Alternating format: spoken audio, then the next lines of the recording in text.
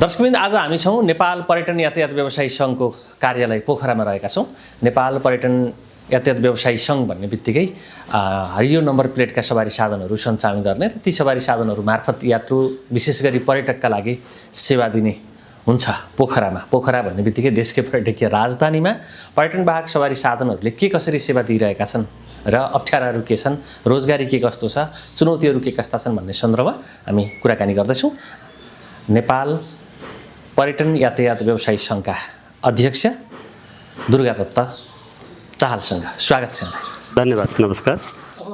नेपाल पर्यटन यातायात व्यवसायी सङ्घ होइन, नामैले होइन पर्यटनसँग सम्बन्धित भन्ने यसले जनाउँछ नै, पर्यटकलाई बोक्ने भन्ने जनाउँछ नै। अलिकति स्मरण गरौँ न, अप्ठ्याराहरू के छन् यस क्षेत्रका? विशेष गरी त यो सङ्घमा पहिलो अप्ठ्यारो त हाम्रो जुन पर्यटक सवारी जुन हरियो नम्बर प्लेट गाडी दर्ता गर्नमै थोरै प्रक्रिया झन्झटिलो छ। गाडी सोरुमबाट निस्किएको 5 वर्षभित्र नै यसलाई चाहिँ हरियो प्लेटमा ल्याउन सकिन्छ। यद्यपि 5 वर्ष क्रस गरेपछि हामीलाई हरियो प्लेट नम्बर दिन अलिकति समस्या रहन्छ र दिन पनि मिल्दैन, कानुनै त्यस्तो खालको छ। र हामी भनेको अन्य प्रयोजनका लागि दर्ता भएको सवारी साधनलाई हरियो नम्बर प्लेटमा ल्याउनलाई अलिकति अप्ठ्यारो छ। हजुर, मैले अघि नै भनिसकेँ, 5 वर्ष सोरुमबाट निस्किएको गाडी दर्ता भएर बनेको सालदेखि 5 वर्षभित्र मात्रै यसलाई हरियो नम्बर प्लेट दिन सकिने राज्यको एउटा नीति छ।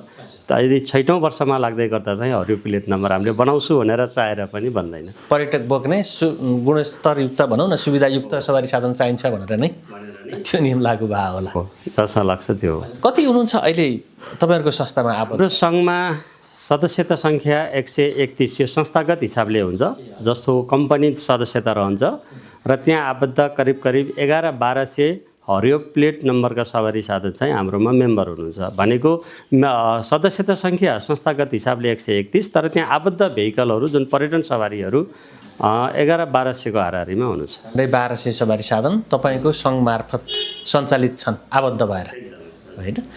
यात्रु पाउने कुरा अलिकति तुलना गरौँ न। यात्रु जेनजी आन्दोलन पछि र अगाडि कस्तो छ? नितान्त जेनजी आन्दोलन यो पर्यटन क्षेत्र एउटा कस्तो क्षेत्र हो भने एकदमै सेन्सिटिभ। सामान्य देशमा अस्थिरता रहने बित्तिकै तपाईँको पर्यटन व्यवसायलाई नै पहिला हानेको देखिन्छ। यहाँहरूले पनि त्यो कुरा मनन गर्नुभएको छ। नेपालमा जति पनि पर्यटक घुम्न आउनुहुन्छ, शान्त सुस्थ वातावरण होइन, त्यहाँ केही समस्या छैन है। हामी किन भन्दा पर्यटक भनेको यहाँ पैसा खर्च नै आउने कुरा रहन्छ। खर्च र यहाँका मनोरञ्जन एडभेन्चरको एडभेन्चरहरू गर्ने हिसाबले आउनुहुन्छ। त्यसमा चाहिँ के रहन्छ भने अलिकति अस्थिरता छ, अलिकति तपाईँको के भन्छ द्वन्द्व आतङ्क यस्तो खालको हुने बित्तिकै त अवश्य पनि गेस्ट आउने कुरा त रहँदैन। हाम्रो जेनजी आन्दोलन पश्चात धेरै नै व्यवसाय अलिकति मारमै परेको अवस्था छ, किनकि सोचे जति पर्यटक चाहिँ आउन सक्नु भएको छैन। त्यसले गर्दा हामी नितान्त पर्यटकसँग ठोकिने हाम्रो व्यवसाय भएको कारणले गर्दा अवश्य पनि जेनजी आन्दोलन पश्चात त धेरै व्यवसाय कम छ, यो खस्केको छ। यात्रुहरू धेरै कम हुनुहुन्छ अहिले। 1200 झन्डै सवारी साधन भनेपछि चालक सहचालक गर्दाखेरि करिब हाम्रो सङ्घले, हाम्रो संस्थाले 2500 देखि 3000 जनाको सङ्ख्यालाई रोजगारी, स्वरोजगार, प्रत्यक्ष रोजगारी बनाइदिएको छ। अब लगानी चाहिँ कति भयो होला यसो अनुमान गर्नु? अनुमानित हाम्रो सङ्घमा मात्रै सायद होटल पछाडिको दोस्रो ठुलो लगानी यातायात क्षेत्रमा छ। करिब अन्दाजी हाम्रो 3 अरब बराबरको चाहिँ 3 अर्ब बराबरको तपाईँ आबद्ध संस्थामा जसले सञ्चालन गरेका सवारी साधन छन् तिनीहरूको हो। किनकि तपाईँको करिब एउटा गाडीको मूल्य 1 करोडभन्दा माथि पर्छ है। त्यो कारणले पनि 2 अरब माथि अराउन्ड 3 अरबको हाराहारीमा, किन भन्दा धेरै महँगा गाडी, कोही 3-4 करोड पर्ने टोयोटाका गाडीहरू पनि छ। नर्मली सामान्य एउटा भनौँ न भारतीय गाडी यहाँ ल्याइपुर्याउँदाखेरि मैले अस्ति पनि भनेको थिएँ करिब 70-80 लाख पर्छ। हजुर, अब यतिको महँगो लगानी छ होइन, यतिको लगानी छ, यतिकाजनालाई रोजगारी दिइरहेको छ। अलिकति बजार अध्ययन नगरिकन मैले यो गर्छु भनेर हचुवाको भरमा अलिकति हाम्रो लगानीहरू भएको देखिन्छ कि अहिले त सुविधा सम्पन्न धेरै सवारी साधनहरू तपाईँहरू आबद्धता भयो भन्दा बाहिरबाट पनि सञ्चालित छन् होइन, कसरी व्यवस्थित गर्नुभयो? बहुत महत्त्वपूर्ण क्वेसन हो। हामीले चाहिँ एउटा बजार अनुगमन भन्दा पनि जस्तो कोभिड-19 भन्दा पहिला यातायात क्षेत्रमा पर्यटनै क्षेत्रमा साह्रै राम्रो थियो। मान्छेलाई के चाहिँ हौसला भयो भने जस्तो मसँग 2टा गाडी थियो भने मैले अर्को 2टा थप्नुपर्छ है, किन भन्दा व्यवसायमा सन्तुष्टि रह्यो भने त व्यवसाय अटोमेटिक बढाउने चाहन्छ एउटा व्यवसायीले। तसर्थ त्यो बेलामा लगानी अहिले पछिल्लोचोटि त कम छ, तर त्यो बेला गरेको लगानी त अहिलेसम्म नै छ नि त, त्यो लगानी त छँदैछ, किनभने त्यहाँ त माथि उस्किन सकिएको अवस्था छैन। कोभिड-19 हरेक क्षेत्रमा तपाईँको हरेक बेलामा कहिले कोभिड-19 कहिले आन्दोलन कहिले के होइन, हरेक कुराले चाहिँ व्यवसायलाई त हानिराखेको छ। मैले अघि नै भने नेपालमा मात्रै होइन जुनसुकै पर्यटकीय क्षेत्रमा थोरै द्वन्द्व र असामान्य तरिकाले केही घटना हुन्छ भने त्यसमा पर्यटकको सङ्ख्या अवश्य पनि घट्छ। त्यसले गर्दा जुन हामीले अध्ययन पनि गरेनौँ कि कति सवारी साधन चाहिने हो यो क्षेत्रका लागि पर्यटक वाहक भनेर। यदि हामीसँग गण्डकी प्रदेशमा, मैले प्रदेशको कुरा गरिरहेको छु, यदि हामीलाई यो सङ्ख्याले पर्यटक जति भित्र नै हामीले आकाङ्क्षा लिएका छौँ, जुन कोभिड-19 भन्दा पहिला जुन खालको एउटा पर्यटकको माहौल थियो त्यो हिसाबले त यो लगानीले पनि नपुग्ने हो। यस्तै घटनाले गर्दा पर्यटक आउने सङ्ख्या हाम्रो राज्यको एउटा अस्थिरता नीति पर्यटन क्षेत्रमा गर्नुपर्ने जस्ता भिजाका कुराहरू होइन, नेपाल आउन सक्ने फ्लाइट टिकटका कुराहरू छन्, नेपालमा आइपुग्दा साह्रै महँगो पैसा खर्चेर चाहिँ आउनुपर्ने यस्तो वातावरणले गर्दा पर्यटकको सङ्ख्या घटे जस्तो लाग्छ। यद्यपि पहिला गरेको लगानीलाई त अब हामीले न त्यसलाई छोड्न सक्छौँ न फ्याँक्न सक्छौँ। अब पर्यटक आइसकेपछि कुनै ठाउँमा आउजाउ गर्नका लागि, पुग्नका लागि, ल्याउनका लागि होइन सवारी साधन चढ्नै पर्छ। तपाईँहरूको सवारी साधन चढिरहँदाखेरि फर्स्ट इम्प्रेसन कस्तो भन्ने हुन्छ क्या, अलिकति यातायात व्यवसायीहरूप्रति हेर्ने दृष्टिकोण, स्वयं तपाईँहरू किन हरियो प्लेटका सवारी साधन सञ्चालन गर्ने नहुनुहोस्, अलि फरक ढङ्गको छ। त्यहाँ गर्ने कार्यरत मजदुरहरूको व्यवहार पर्यटक प्रति जुन मैत्री हुनुपर्ने हो त्यो हुन सकेन भन्ने गुनासो छ। यो क्वेसन महत्त्वपूर्ण छ, तर जहाँसम्म लाग्छ हामी पर्यटन यातायात सवारी हो। तपाईँको एयरपोर्टमा निस्किँदै गर्दा त्यहाँ ट्याक्सी साथीहरू, ट्याक्सी चालकहरू हुनुहुन्छ, अन्य व्यवसाय साथीहरू, यातायात व्यवसाय साथीहरू नै हुनुहुन्छ, तर पर्यटकको हकमा जुन हाम्रा चालक छन् त्यो खालको व्यवहार जहाँसम्म लाग्छ उहाँहरूले पाउनु हुँदैन, किन उहाँले राम्रै तरिकाले हामीले प्रत्येक 6 महिनामा उहाँहरूलाई चाहिँ प्रशिक्षण दिन्छौँ। हाम्रा सवारी चालकहरूलाई हामीले वर्षको 2 चोटि तालिम दिँदै गर्दा हस्पिटालिटी सम्बन्धी, हाम्रा यातायात ट्राफिक सम्बन्धी हामीले प्रत्येक वर्ष 2 चोटि चाहिँ हामीले उहाँहरूलाई चाहिँ एउटा तालिम प्रदान गरेका हुन्छौँ। यद्यपि म यो कुरा चाहिँ के मान्दिनँ भने हाम्रो हरियो प्लेट गाडीका चालकहरूले चाहिँ हाम्रो गेस्टलाई त्यस्तो दुर्व्यवहार के भन्छ त्यो नराम्रो खालको दुर्व्यवहार खालको चाहिँ त्यस्तो खालको व्यवहार गर्नु जस्तो मलाई लाग्दैन। र कहीँ कतै अझै पनि यस्तो खालको चाहिँ हरियो प्लेटका गाडी अनि पर्यटक सवारीका चालकहरूले चाहिँ गेस्टलाई यस्तो खालको अभद्र व्यवहार गर्यो भन्ने कुरा सायद मैले सुनेको छैन, यहाँले पनि सुन्नु भएको छैन जस्तो लाग्छ। यदि त्यस्तो रहेछ भने त्यसलाई हामीले चाहिँ फेरि कानुनी कारबाही हामी अगाडि नै बढाउँछौँ, हामी आफैले बढाउँछौँ, सङ्घले नै बढाउँछ, किनभने हाम्रो पाहुना हुन्, उहाँले चाहिँ नेपालमा एकदम त्यो हुनु हुँदैन। अलिकति यहाँले अगाडि जानकारी दिइसक्नुभयो, झन्डै 3000 को हाराहारीमा हामी प्रत्यक्ष रोजगारी, त्यो स्वरोजगार हुनसक्छ होइन, अथवा चाहिँ रोजगारी पाइरहेको सन्दर्भ छ यहाँले बताउनु भएको छ। सामाजिक सुरक्षा कोष मजदुरहरूको हितको लागि र स्वयं मालिक जसले ओनरसिप लिन्छ उनीहरूको लागि पनि भनेर ल्याएको छ, त्यसले सामाजिक रूपमा ऊ सुरक्षित रहोस् कुनै पनि मजदुर भन्ने छ।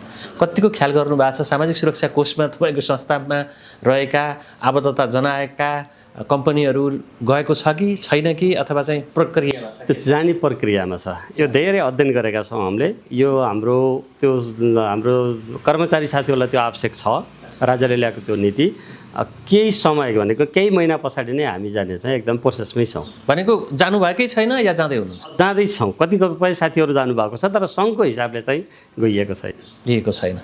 जानुपर्छ भन्ने छ र छिटोभन्दा छिटो यो अन्तिम चरणमा हाम्रो एउटा इकाइ बनेको छ, साथीहरूले चाहिँ छिटोभन्दा छिटो त्यसलाई चाहिँ लैजानलाई चाहिँ आतुरै हुनुहुन्छ। हजुर, अब अलिकति यहाँहरूले एउटा आन्दोलनको विषय पनि बनाउनु भयो क्यारे होइन, भारतीय सवारी साधनहरू जो भारतीय पर्यटकहरू बोकेर यहाँ आउँछन् र जुनसुकै ठाउँमा पनि उनीहरू पुग्छन् होइन, कतिपय सन्दर्भमा उनीहरूले प्रक्रिया नपुर्याइ आएका पनि भेटिएका छन्, कतिपय पुर्याएर आएको पनि भेटिया छ। किन यहाँहरूले आन्दोलन गर्नु पर्यो? आउँदाखेरि त पर्यटकै आएको छ।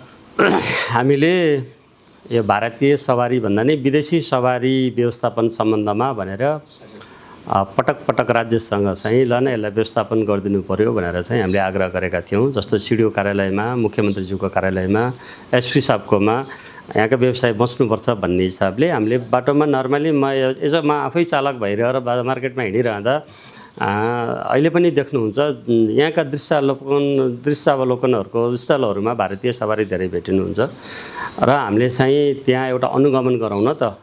भारतीय सवारी आउनु नराम्रो होइन, त्यो आफैमा पर्यटक आउनुपर्छ, पर्यटकको राजधानी पोखरा भनिरहँदा उहाँहरू आउनुपर्छ। तर आइरहँदा उहाँले कस्तो खालको चाहिँ पेपरहरू कानुनी प्रक्रिया पुर्याएर आउनु भएको छ कि छैन भन्ने विषयमा हामीले आग्रह गरेर एउटा सुरक्षा निकायकै एउटा बिटमा, प्रहरी बिटमा हामी जौबारी भन्ने ठाउँमा हामी 9 गते, माघको 9 गतेबाट झन्डै 11 गतेसम्म 4 दिन एराउन्ड हामी त्यहाँ बस्यौँ।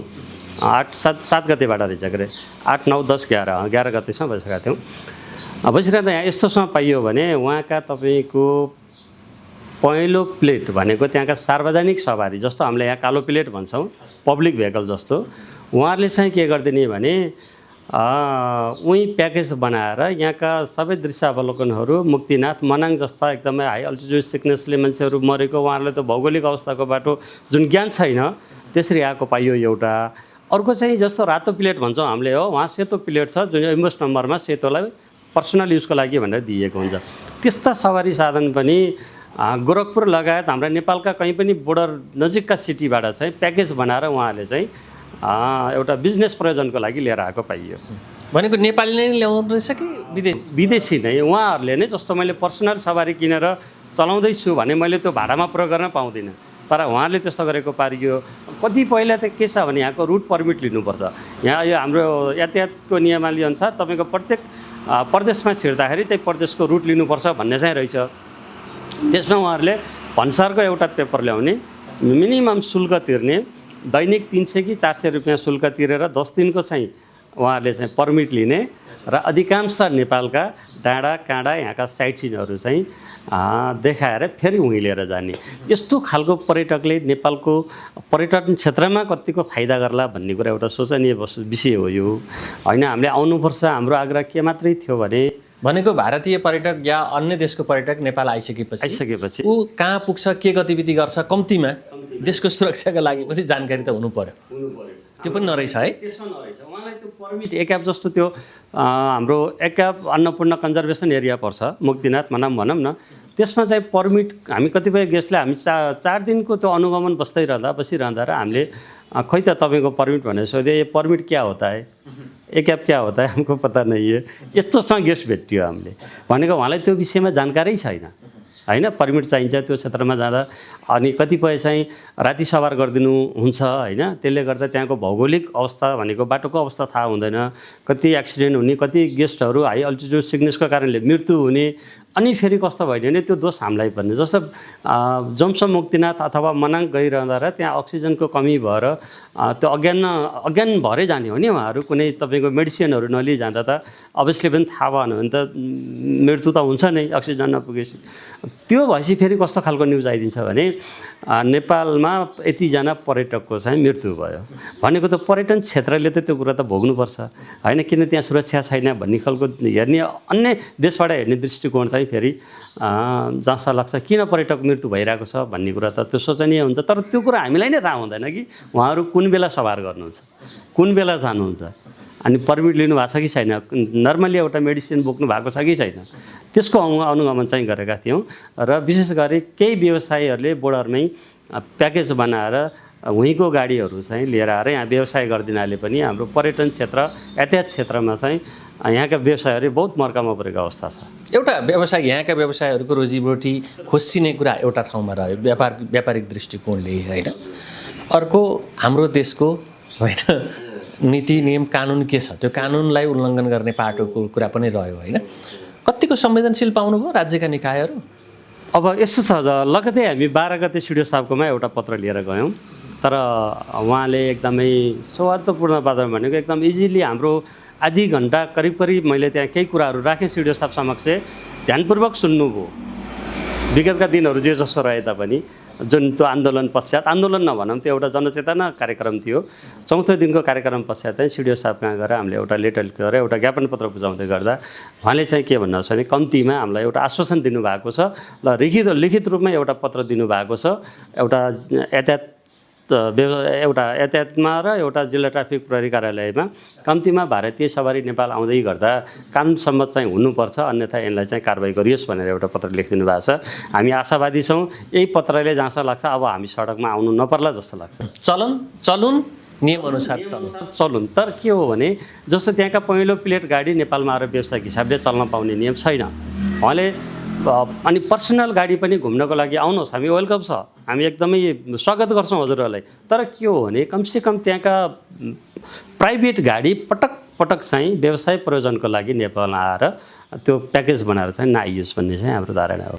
अब अलिकति तपाईँहरू र अन्य नम्बर प्लेटको बिचको द्वन्द्व बेला बखत देखिने गरेको थियो के, अहिले के छ? यातायातमै त्यस्तो खालको द्वन्द्व त छैन, किन हरियो प्लेट कुनै यातायात व्यवसायसँग द्वन्द्व गर्नै जाँदैन। उसको आफ्नै छुट्टै खालको एउटा पहिचान छ। उसका सुरक्षाको हिसाबले र मापदण्डै बनाउने हो भने हरियो प्लेट गाडीमा धेरै कुराहरू चाहिँ, किन भन्दा हामीले नितान्त पर्यटकको लागि भनेर ल्याइएका गाडीहरू सवारी साधनहरू छन्।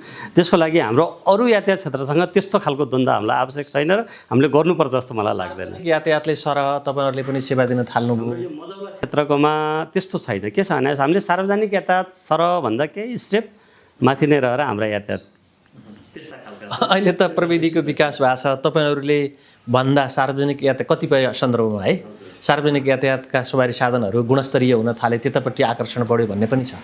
त्यस्तो छ होइन, यातायात गुणस्तरीय छन्। अहिले पनि तपाईँको जस्तो पब्लिक भेहिकलहरू पनि धेरै राम्रो आएका छन्। तर हामीलाई एउटा चाहिँ के छ भने हाम्रा चालकहरू हुनुहुन्छ कमसेकम सरसफाइ अनि उहाँले गर्ने हस्पिटालिटी मेन यो कुरा जसमा लाग्छ इम्पोर्टेन्ट। एउटा विदेशी एयरपोर्टमा झर्दै गर्दा र उहाँलाई देखाउने एउटा हाम्रो चालकले देखाउने एउटा जुन व्यवहार छ त्यसमा नै हाम्रो पर्यटकहरू खुसी हुन्छन् जस्तो लाग्छ है मलाई। समस्या जहाँसम्म लाग्छ छैन। हामीले त्यो यातायात क्षेत्र हाम्रो यातायातहरू तपाईँको अब कुटनीतिक योग्य भुल्याएन केही ठुलो एउटा योजना एउटा के भन्छ कार्यक्रम ल्याउँदै गर्दा नेपाल सरकारले सरकारी गाडी पश्चात दिनु पऱ्यो, हामीले सेवा सुविधा नै पर्यटक गाडी नै सम्झिनुहुन्छ। यो कुरा हजुरले पनि मनन गर्नुभएको छ होइन। त्यसले गर्दा पनि हामीलाई के छ भने हाम्रा चालकहरू हाम्रा सवारी साधनहरू होला 1-2 वर्ष पुरानै रहेछन् हाम्रा सार्वजनिक गाडी भने पनि हाम्रो त्यो सरसफाइ र हाम्रो हस्पिटालिटीले गर्दा पर्यटन सवारीहरूलाई त्यसरी चाहिँ खोट लाउने ठाउँ छ जस्तो मलाई लाग्दैन। ठिकै छ, नेपाल पर्यटन यातायात व्यवसायी सङ्घको यहाँले नेतृत्व गरेर यो कार्यकालको झन्डै अन्त्यतिर पनि आइसक्नु भएको छ क्यार होइन।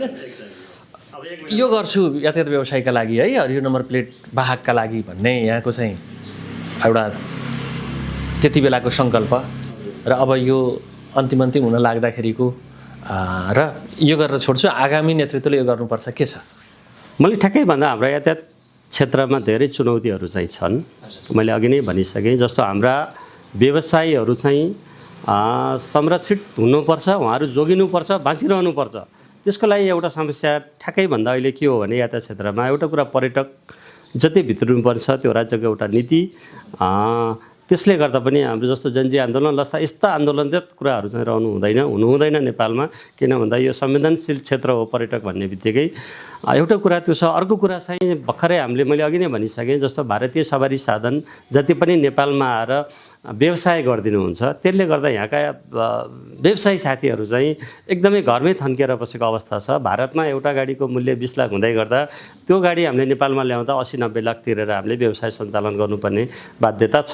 यद्यपि त्यसका बावजुद पनि फेरि के छ भने इन्डियाबाट उहाँहरूले आफ्नै पर्सनल गाडीहरू लिएर आइदिएर प्राइभेट आफ्नो पर्सनल फ्यामिली लिएर आउने विषयमा हामीलाई आपत्ति छैन।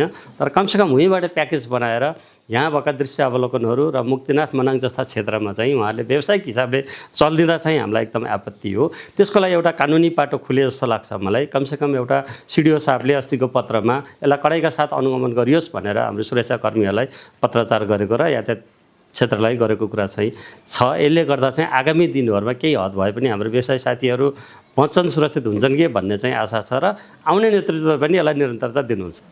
हस्, यहाँलाई यो महत्त्वपूर्ण समय जानकारीको लागि धेरै धन्यवाद। Thank you. यो सम्पूर्णलाई यहाँ यो केन्द्र भाग परिवारलाई विशेष धन्यवाद व्यक्त गर्छु। धन्यवाद।